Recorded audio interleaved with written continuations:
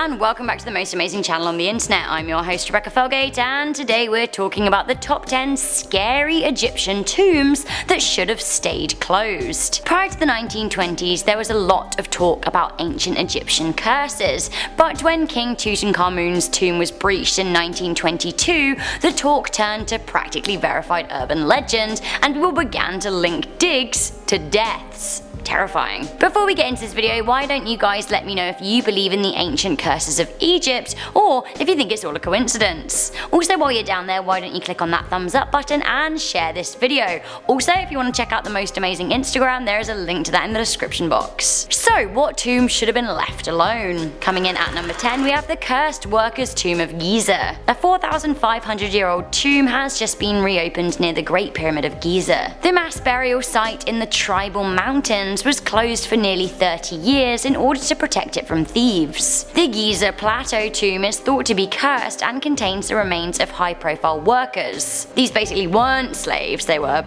high profile and included the ancient royal palace supervisor Nefertiti. He is buried there with his 2 wives and his 18 children. He was busy. The tomb contains 2 fake doors, so clearly people weren't supposed to get in. Inscribed on the wall was the following curse warning: all people who enter this tomb who will make evil against this tomb and destroy it, may the crocodile be against them in the water and the snakes against them on the land. May the hippopotamus be against them in the water and the scorpions against them on the land. The tomb was reopened for the public recently in order to boost tourism in the area, but with that kind of warning, I'm not sure if I fancy a visit. Coming in at number 9, we have the Curse of Amenhotep. Curses aren't supposed to be funny, I get that, but I can't help but thinking that the Egyptians went a little overboard when inscribing the curse in the son of Hapo, Amenhotep's tomb. Let's have a little read, shall we? He who enters this tomb will lose their earthly possessions and honors, be incinerated in a furnace in excretion rites, capsize and drown at sea, have no successors, receive no tomb or funerary offerings of their own, and their bodies would decay because they will starve without sustenance, and their bones will perish.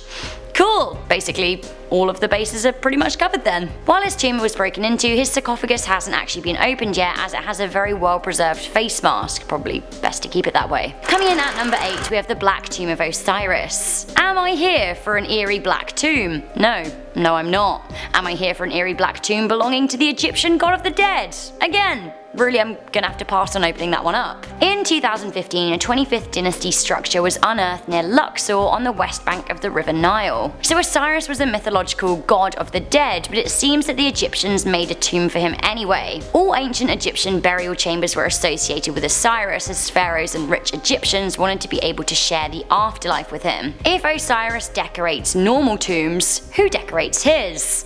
Demons holding knives. That's who.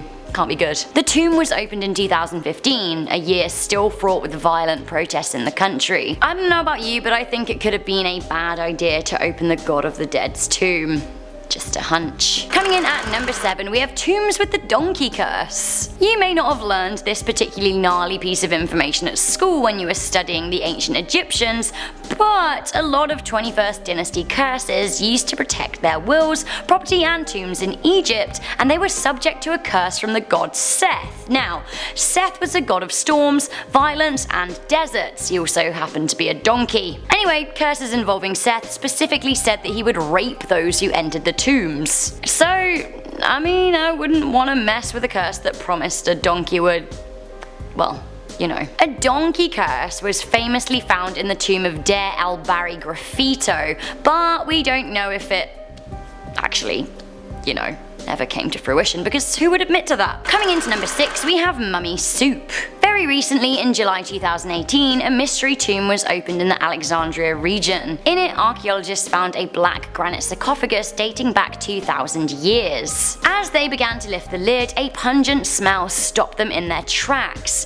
Later, with masks and the Egyptian army in tow, the lid was lifted to reveal decomposed bodies. The family inside were buried, but their mummified remains had been exposed to the elements, and they were found as just bones in a pool of water which presumably their bodies had dissolved in over time. Ugh. So far so good on the curse front, but these things seem to take a little time to manifest. Nonetheless, for me, the decomposed body water would have been enough to fill my nightmares forever. Did the mummy of Amun-Ra cause the Titanic to sink at number 5? A mysterious mummy thought to belong to the Princess of Amun-Ra was dug up in a vault in Luxor in the late 1800s, or so the story goes. 4 Englishmen were said to have drawn lots to buy the mummy in the 1890s, with one paying several £1,000s sterling to take the mummy. It seems that this man walked out into the desert later that day and never returned. Another of the men was shot, having to have his arm amputated. Another lost all his money, and another suffered a severe illness. Nonetheless, the coffin eventually reached England, where it caused all kinds of drama. It was eventually gifted to the British Museum, where it was later put up for sale for further chaos. Basically, the British Museum didn't want any of it, it was bringing bad luck to the building. The legend has it that the mummy was sold to a wealthy American and packed into the cargo hold of the RMS Titanic, and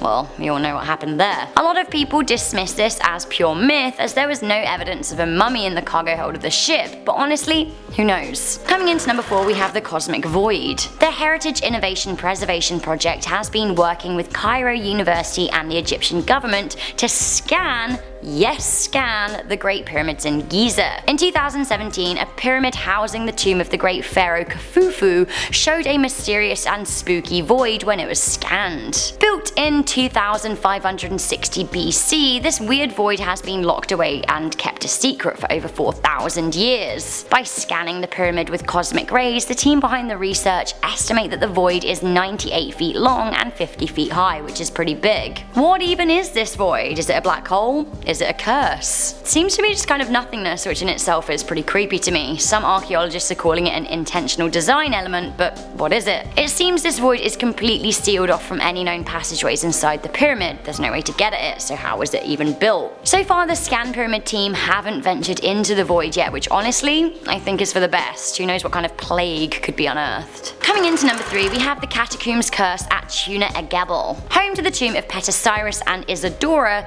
the Tuna El Gebel Acropolis was excavated by archaeologist Sami Gabra in the 1940s. Those who worked on the excavations in the area reported spells of dizziness, headaches, shortnesses of breath, and even in some cases seizures. At the time, the team thought that they had angered the ibis-headed god Thoth by disturbing the ancient curse. In reality, it was discovered that the tomb contained a lot of noxious gas, which probably explains the sickness. Either way, some would say they probably should have left the tomb well alone. Coming in at number 2, we have the 2 cursed mummies of Alexandria. In 1699, it was claimed by author Louis Penscher that a Polish man had purchased 2 mummies excavated from tombs in Alexandria. It seems the man wanted to study them for medicinal purposes, which actually was very common back in that era. Often people would resort to robbing graves so they could have bodies to study. Anyway, the mummies were taken on board a ship from Egypt to Poland on a voyage across the Mediterranean Sea. Unfortunately, removing the mummies from their tomb was a terrible idea. The man and his crew started to have violent and horrific nightmares, saying they were haunted by 2 ghosts. They soon realized the ghosts haunting them were the spirits of the mummies.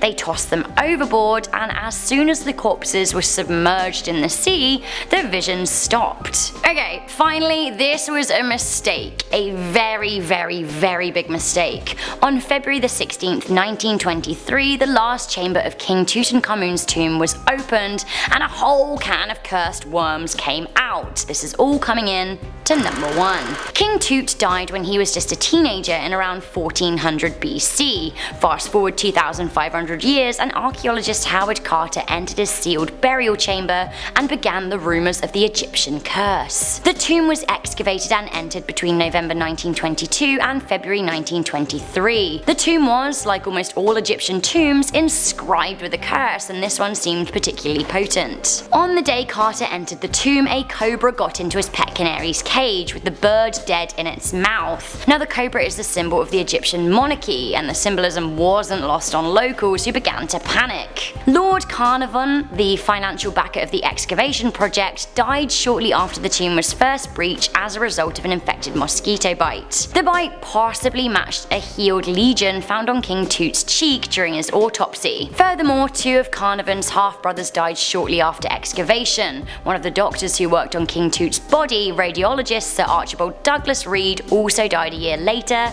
as did 2 other members of the excavation team, all within a few years of the tomb's opening. So guys, there we have it. That was the top 10 ancient Egyptian tombs that should have stayed closed. What do you think? Do you think it's coincidence, or is there an Egyptian curse afoot? Would you enter a brand new unopened Egyptian tomb? Let me know in the comments section down below.